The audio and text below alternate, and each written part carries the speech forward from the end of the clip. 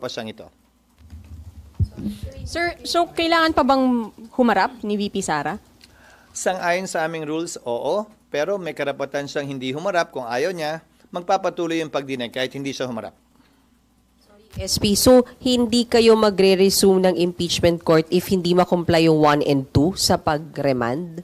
Depende ngayon sa 20th Congress. Depende yun sa presiding officer ng 20th Congress. Halimbawa, sa aking pananaw, kung hindi magsumite ng sagot si VP Sara, kung hindi mag-comply ang Kamara, at some point in time, kailangan magpatawag ng pagdinig para pagpasahan at pagdesisyonan ng impeachment court yung non-compliance, hindi lamang ng Kamara, pero pati na rin ang sasakdal. Kung kailan gagawin yon, walang timetable o time period ang nakasaad sa rules namin. Sir, yung inhibition, sir, may mga nananawagan ng mag-self-inhibit sila. Sino? Senator Amy, Sino Senator nananawagan? Robin, ACT Teachers Party List halimbawa, sir. Kasi Pumirma sila sa impeachment, so klarong anti-Sara sila, klarong pabor sila sa impeachment. Ulitin ko ang sagot ko.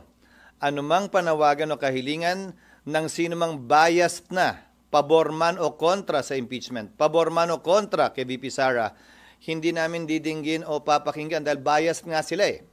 At kung may panawagang inhibition dun sa mga pabor kay VP Sara, anti-impeachment, malamang may panawagan ding inhibition dun sa mga ayaw kay VP Sara at saka pabor sa impeachment ng mambabatas. But generally, ang pag-recuse, ang pag-inhibit is voluntary on the part of the impeachment court judge.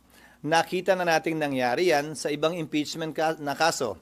Kung maalala ninyo, ang defense panel hiniling na mag-inhibit si Senator Judge Drilon nung impeachment ni Chief Justice Corona. Ang desisyon ng impeachment court doon ay hindi yan pwedeng pagbotohan, ni hindi tinake up sa impeachment court dahil voluntary decision yan ng isang impeachment court judge. Ngayon, defense panel ang humiling nun. Dahil duda sila sa sinasabi daw nung panahon yon. Masyadong anti-corona daw yung posisyon ng senator judge. Para sa akin, yan din ang i-apply naming president at hindi lang rules kaugnay sa inhibition. It is voluntary on the part of the impeachment court judge at hindi yan pwedeng ipilit sa sino man. Pabor man kay VP Sara o kontra man kay VP Sara. Pabor man sa impeachment o kontra man sa impeachment. Unti-unti nyo naman ang nakikita yung mga nagsasalita, hindi ba? Kung kaninong panig sila nakabilang, klaro na anti-Sara, for impeachment sila. Klaro din yung iba na for Sara at anti-impeachment sila. Ang boto na kailangan ay based dun sa number of seats or based sa 24. So kung marami mag-inhibit kung sakali, maapektuhan yun. Hindi mangyayari yun sa pananaw ko. Hypothetical na naman yan. Nakasaad sa rules at ayon din sa ruling ng chair ng impeachment ni Chief Justice Corona na magsisilbing president. Pwede lamang matanggal sa bilang ang sinumang senator judge kapag tinanggal sila bilang senador sa ilalim ng ethics at disciplinary procedure ng Senado. Hindi pag-inhibit bilang impeachment judge. SP, Sir, good. yung bilang ng boto is based pa rin sa 24. Hindi ko alam mo itong impeachment na to tulad nung dati, maraming pinanganak na matatalino at magaling kaugnay sa batas. Wala namang nakasulat sa batas niyan. Wala din namang nakasulat sa rules namin kaugnay sa computation na sinasuggest ng ilan sa mga ekspertong nagpapakilala ngayon kaugnay ng impeachment. SP, good afternoon. Ano? 24, halimbawa may mag-inhibit, pero 24 pa rin yung... Walang nakalagay sa rules. Wala ring basihan na sabihing mas mababa sa bilang na yon. Ulitin ko yung mga nagsasabing at nagpapakilalang eksperto daw sila. Ano bang basihan? May batas ba silang sinasite? Provision man sa konstitusyon o sa rules namin? O may pinangahawakan ba silang desisyon ng Korte Suprema? Sa dami ng magaling at nagmamagaling kaugnay sa batas ngayon, iisa lamang naman talaga masusunod, ang Korte Suprema. Kung wala pang sinasabi ang Korte Suprema, malayang pwede mag-isip sino man kung ito ba'y tama o mali. Pero once nagpasa ang Korte Suprema, yon ang dapat nating lahat sundan. SP, good Yes. afternoon. Sabi ni dating Supreme Court Senior Associate Justice Antonio Carpio, yung ginawa ng impeachment court noong June 10 ay hindi unconstitutional. But irregular.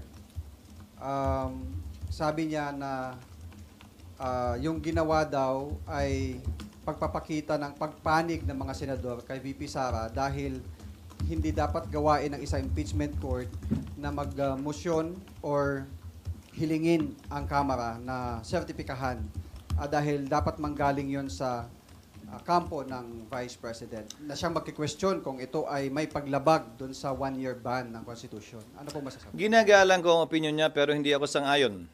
Walang limitasyon ang impeachment court. Kaugnay ng pwede o hindi namin pwedeng pagpasyahan. Nakalagay nga sa saligang batas, di ba? Sole power to try and decide. Sa aming rules o sa rules man ng rules of court, walang nakasaad doon na bawal ka gumawa ng ganito o ganyan o ganoong motion. Lahat ng motion pwedeng gawin at pagbobotohan ng impeachment court. Walang limitasyon yun.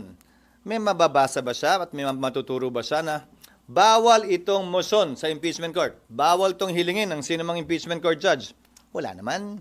At ulitin ko, bagaman siya'y dating miyembro ng Korte Suprema, hindi siya isa sa magpapasya kung tama nga ba mali ang ginawa ng impeachment court. At hanggang sa ngayon yata, wala pa naman yata nagsasampa ng kaso sa Korte Suprema para questionin yan.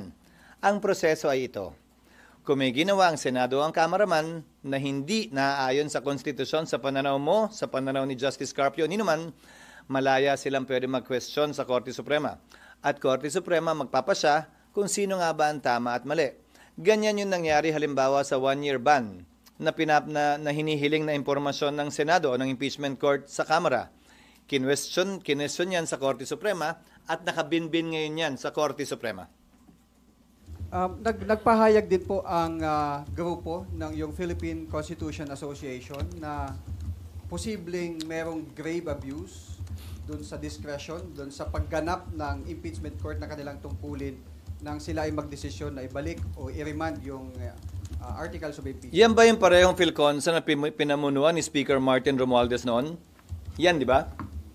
Pues, hindi na ako magugulat sa kanilang posisyon. Pero kung sa pananaw nila, ay ito'y hindi na ayon sa batas, ulitin ko, malaya silang pwedeng questionin yan sa Korte Suprema na siyang proseso natin sa ilalim ng batas. Ginagalang ko ang kanilang opinyon, pero tulad ng sinabi ko kanina, hindi ako sang-ayon. Dahil pinagbotohan ng Senado yan, 18-5 ang naging boto at wala para sa akin o kanino man na sabihing hindi yan pwedeng gawin ng Senado bilang impeachment court. Dahil nga sa blanket authority na binigay ng konstitusyon sa Senado bilang impeachment court to try and decide all cases of impeachment.